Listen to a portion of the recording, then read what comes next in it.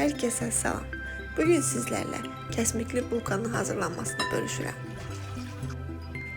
Əvvəlcə 1 stəkan ılıq süt, yarım stəkan şəkər tozu, 1 yemək qaşığı maya əlavə edib qarışdırırıq.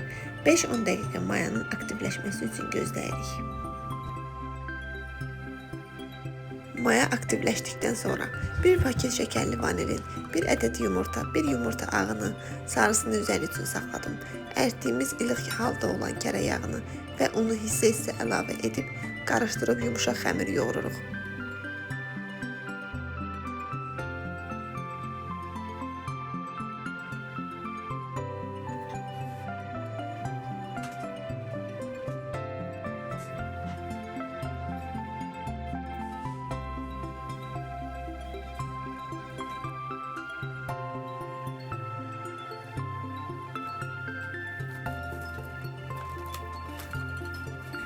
Xəmirin üzərini örtüb 2 qat mayalandırırıq.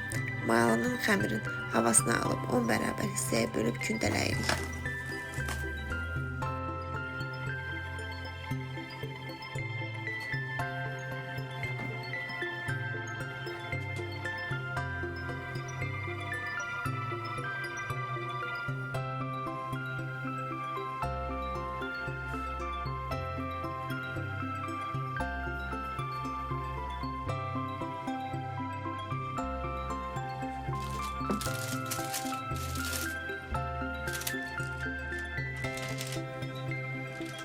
Kündələrin üzərini örtüb 20 dəqiqə daha mayalandırırıq.